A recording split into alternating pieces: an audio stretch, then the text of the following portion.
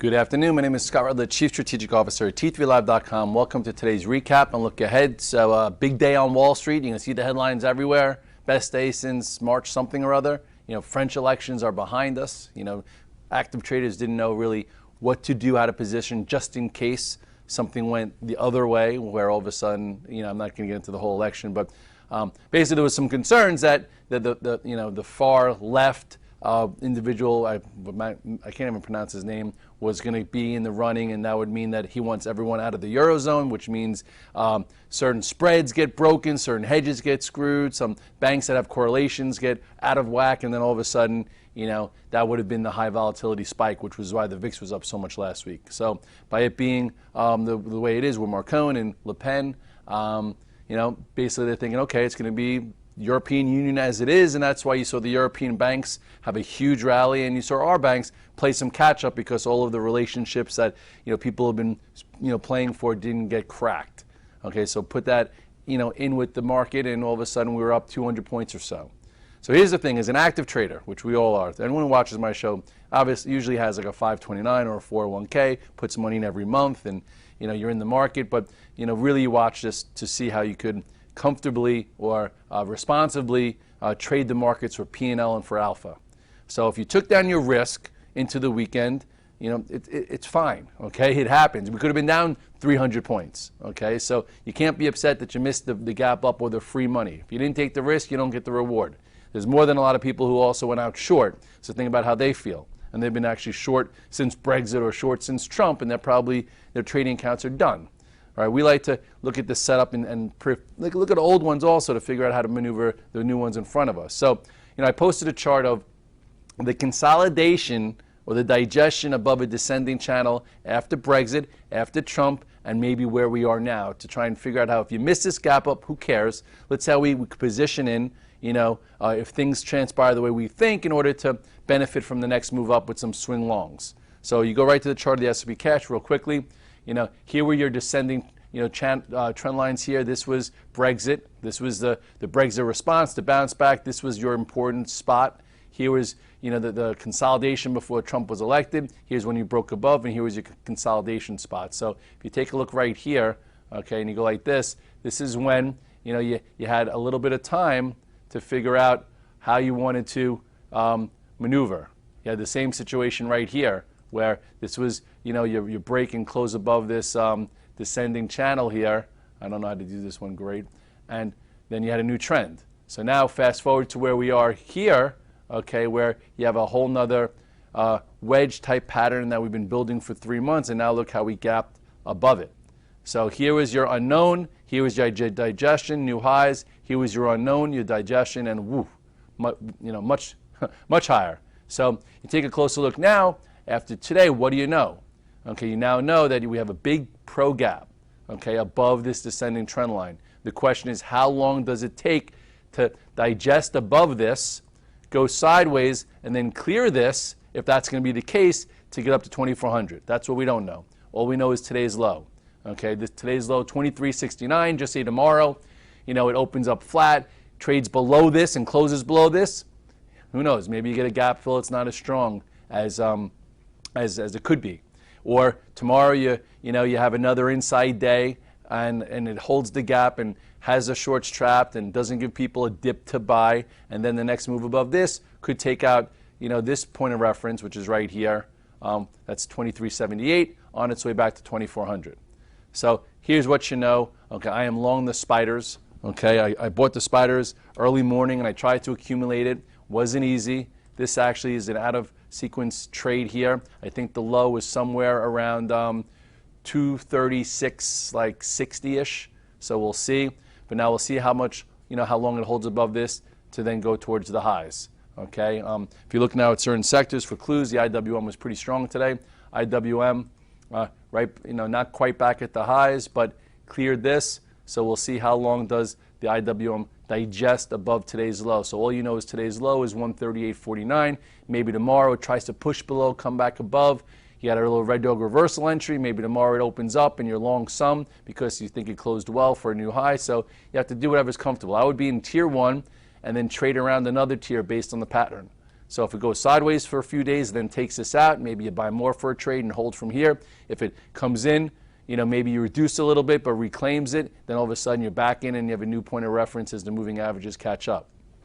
Tech leading the market. If you're in the Qs, you got paid handsomely again. NASDAQ 6000's on its way, above all the moving averages. Now this is your new point of reference for the Qs. You have a big gap up, pro gap. Question is, does it get filled? Does it digest above it? Does it keep the shorts trapped? All you know is this low. So just so you can figure out how I write my Twitter stuff in the morning, just say the NASDAQ, just say futures are flat. I'll say, the Qs have been the strongest sector, gave you a low of 133.80 to trade against. The longer it stays above that pivot, the higher the percentage or the higher the probabilities it can get above this to continue. Okay, again, when you're above the 8, 21-day, and 50-day, what's Red Dog say? Do you be long or do you be short? Okay, you usually try and be long. Into a binary event, maybe you weren't long because you don't take it, but at least this was not telling you to be short. Okay, so let's get into some stocks. High beta tech has, earnings are coming out Thursday. Some will do pre-earnings runs and make new highs and give us a trade prior. Some you have to wait for. Today, Google is the one that took off. It gapped up and then wound up taking out the old 52-week high right there. So it was a good trade for some of you that got involved with that one. Again, was Google above the 8 and 21-day? Yes. So was it a short heading into today? No. Okay, did it wake up last week right here? Yes. Okay, so now we'll see if it continues into Thursday. Today's only Monday. Amazon is the one that I chose to go with, and basically it was, out of play today, but I think there's still a setup here. I am long Amazon overnight. I'd love to see it at least hold this, okay, and then I would potentially add for it to break above this spot to get back towards the highs here. Okay, does it happen before earnings? I hope so. If it doesn't happen before earnings, then we'll have to see what the print is, see if it, could take it out after hours, et cetera, et cetera. Last really nice breakout trade was here for Amazon before the topping tail, but now it went sideways, woke up right here, held above the 8-day. So today it lacked power. I don't know why. Maybe, this is the one that got upgraded with 1260 and friggin' 1100 by Goldman, and you couldn't make a dime in it today. Okay, Google was the different one, whatever. Facebook, new all-time high. Is it above the 821-day? Yes. Where did it take it back? Right here. Okay, so it wasn't a candidate to be short. If you wanted to be reduced because of the French elections, that's fine, and now it closed well.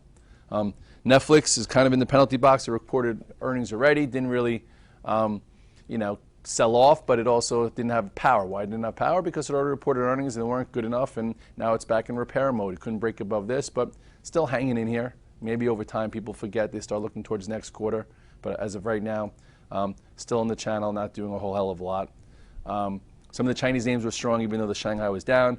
Baba, I've been talking about it all year long with my Chinese friends that broadcast in Hong Kong. I remember the segment almost 3 months ago, we talked about, what stocks you could hold for potential new highs of the year, new all-time highs, and Baba has obviously been one of them. So if you're sitting in Baba, congratulations. Here's when it cleared this spot. Here was your gap up after earnings, and oh my goodness, are we above or below the 8 and 21-day? We are above it, and we were above the 8-day since here. So that's a strong stock. If you're still sitting in it, great, trade around it. If you're not, okay, well, hopefully you made money with it prior. But that was nice. I remember JD I talked about with Annabelle, my friend, okay, and Annabelle was on right when JD broke above this spot, okay. Now look at it. Look where it is. Boom. Last week we started talking about Baidu, that it started acting better. And Baidu right now, look at this weekly chart. The weekly chart looks great, okay, by the way. So if you're in it for a swing, okay, it looks good, and maybe it breaks above this. If you don't want to be involved in options, in the stock for earnings, and be in the stock, with options. If you look close up at the daily, why did it wake up? Here is how it woke up. It took back the 50-day and then held above it. And now we'll see if it continues. So if you're in some, okay. If it trades above this, maybe you get a little bit more. Tesla was also quiet like Amazon. Maybe it just needed another day. Maybe, it's stalling up here. I don't know. I just still wouldn't be shorted. Why wouldn't I be shorted? Above the 8-day moving average. Never even tested 21-day, and everyone is so freaking cautious still. Great trade right here for a lot of us. Obviously, great trade to start the year down there. And now it's, going sideways again, and maybe there's a better trade. I tried it today a few times. It just didn't have the power. Maybe in the next day or so it has the power. The earnings aren't for a while. The banks, it came in today. I know last week, I know in Fast Money, I said, the banks could potentially break support, which could have been a neckline, but support was support. It held. So if you weren't in the banks coming in today, no big deal. You had the first half an hour to buy the banks. And if you looked overseas at the European banks up 4, 5, 6%, you could have said, hey, you know what, I didn't buy it because Redler didn't say buy it ahead of the French elections, but you could do it today. In the morning note, I talked about Bank of America having room, up towards the 50-day. I am long Bank of America. It now broke above this descending channel. On Twitter, I posted this chart. This was a higher low. If you were still in Bank of America on my segment, I said trade verse 22. That was here. Never broke below 22, so you could still be long it if you've had it for a while. And then today, there was a trade. Maybe it continues now. Also, I know Goldman was the weakest one, but we also talked about how there could be a trade to fill the earnings gap, just for cash flow, and that's what happened today. Traded into the earnings gap for cash flow, and now you'll see if the 21-day is support. Did I say it could get to the 200-day? Yes. But did we say it gets shorted for that? No. Okay, this is when the momentum trend broke, and a trade's a trade. So here, if you were in it, great. If you weren't, you had a little bit of time today.